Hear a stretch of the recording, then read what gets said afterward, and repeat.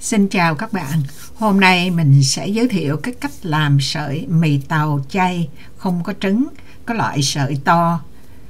Sợi mì làm ra sẽ có cái mùi tro tàu và rất là dai. Bây giờ mình mời các bạn theo dõi cách của mình làm.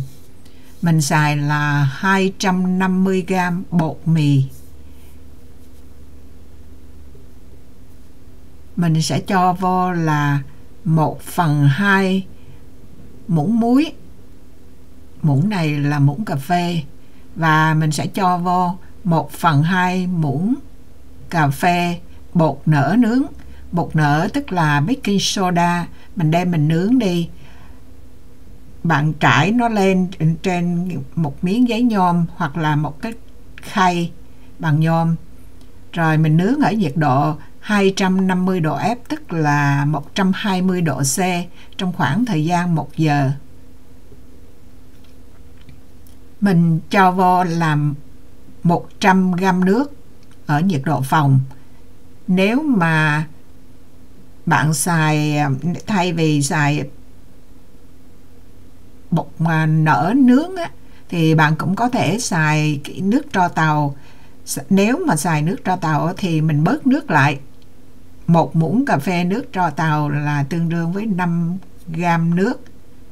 Bạn xài nửa muỗng cà phê thì bạn bớt lại cỡ 3g nước, cũng không bao nhiêu. Nhưng mà cái này nếu mà bạn làm nhiều nước quá thì cái sợi nó không có được dai. Sau khi mình bỏ bột mọi thứ rồi xong xuôi rồi mình trộn sơ nó, rồi mình xài một cái bao Ziploc. Ziploc này thì thể tích nó cỡ là 1 gallon, là mình coi như là cỡ một gallon hả? Mình không biết tính ra tiếng bên đơn vị Việt Nam là bao nhiêu nữa.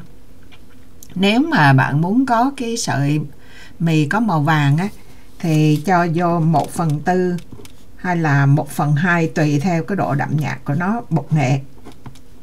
Muỗng cà phê á, khi mình bỏ bột vô rồi thì mình ép sơ sơ cho hơi nó ra, rồi mình mới gài cái mí nó lại, mình đạp chứ không thôi là nó bể cái bao. Mình không có quay cái cảnh mình đạp vì nhìn nó không có được đẹp mắt lắm. Mình cứ đạp nhiều lần, dùng cái gót chân mà đạp, rồi khi mình đạp xong nó bằng ra trong cái diện tích của cái bao á thì mình xếp nó làm 3 lại, rồi mình lại đạp tiếp, đạp cho đến khi nào mà cái bột nó mịn ra như vậy đó. Mình đạp ra là nếu mà bạn đạp nhiều lần á thì càng tốt. Mình đạp thì cũng 3, 4, 5 lần gì đó, không có để ý, chỉ thấy là đến khi nào mà nó mịn ra là được. Bây giờ thì mình cắt cái miếng mình đã đạp nó ra là làm 3, nhưng mà chỗ này mình hơi sai nè. Lẽ ra mình phải đạp dẹp trước khi mình cắt, chứ còn mình bỏ vô máy mà cái cục nó dày như vậy á thì cái máy nó chạy hơi khó khăn á. Thành ra bạn nên đạp nó bằng trong cái bao, cái diện tích nó bằng cái bao á, thì rồi bạn mới đem ra mình cắt ra làm 3 thì mình bỏ vô cái máy cán á thì nó dễ hơn.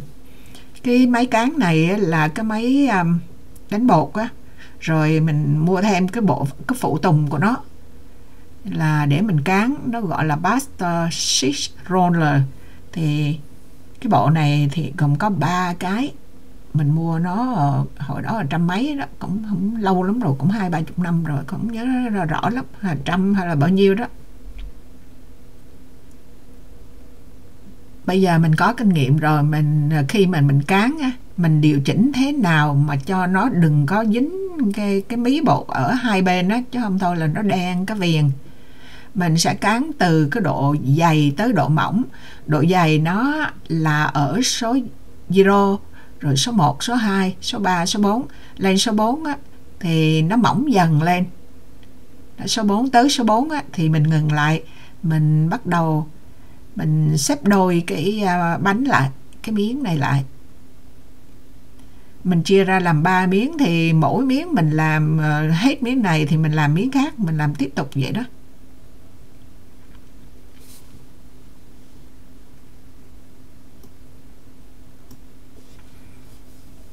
xếp đôi lại, mình cho nó chạy nhanh lên.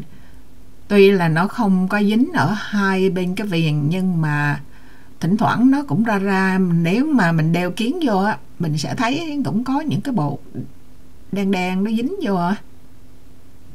Nhưng mà mình Google thử, họ nói là cái chất Link hả, là cái gì mà thoa vô trong máy này là không có hại cho sức khỏe, cho nên lỡ có dính một chút xíu cũng không có sao. 2 miếng còn lại thì mình cũng làm y chang miếng đầu, nghĩa là mình cán bắt đầu mình bỏ vô, mình cán số 0, số 1 ha, rồi sẽ là mình dặn nó qua số 2 là mỏng hơn chút, qua số 3 là mỏng hơn chút, số 4 nó mỏng hơn chút, xong rồi mình xếp đôi lại. Mình cũng bắt đầu từ số 1, số 2, số 3, số 4 như vậy là 2 lần, mà 3 miếng đều làm giống y chang. Thì bây giờ mình phải đổi cái cán mỏng ra qua cái cắt sợi, mà sợi này á, là cắt sợi to giống như cái sợi mì Quảng vậy. Mình cắt ra, bạn thấy mình không có xài bột áo nhiều là bởi vì đó là lý do sao mình phải đạp, là bởi vì cái bột này nó khô, cán rất là khó khăn, thành ra phải đạp thôi. Còn nếu mà các bạn làm mà bạn không muốn đạp á, hoặc là bạn muốn nhồi tay á, thì mình phải thêm nước vô chút mình mới nhồi được.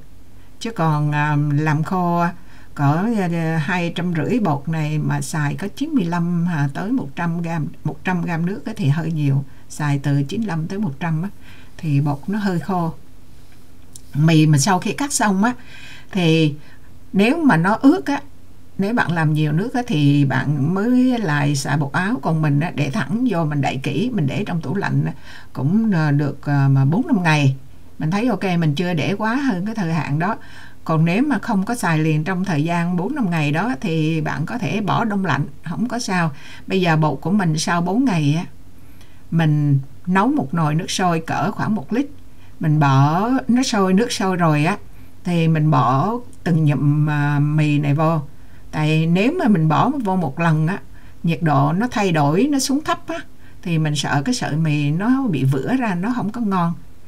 Để nước sôi rồi mình bỏ từ từ cho đến khi hết cái mì mình muốn luộc á, thì thời gian nó sôi á là khoảng 1 phút. Sôi xong 1 phút á, mình đem mình đổ ra để ráo. Bạn có thể xả là một tí xíu nước lạnh thôi, chứ không cần ngâm ở trong nước lạnh. Rồi nếu mà bạn muốn ngâm trong nước lạnh thì bạn cũng nước thật lạnh. Rồi sau đó thì mình chỉ xối để mình rửa cái nồi, bởi vì nó bị dính á. Mình đổ ít nước quá, nó bị dính ở dưới một chút. Xong rồi thì mình để ráo, mình cho vô cỡ một muỗng dầu ăn. Rồi dầu ăn đó là mình cũng khử hành boro cho nó thơm á.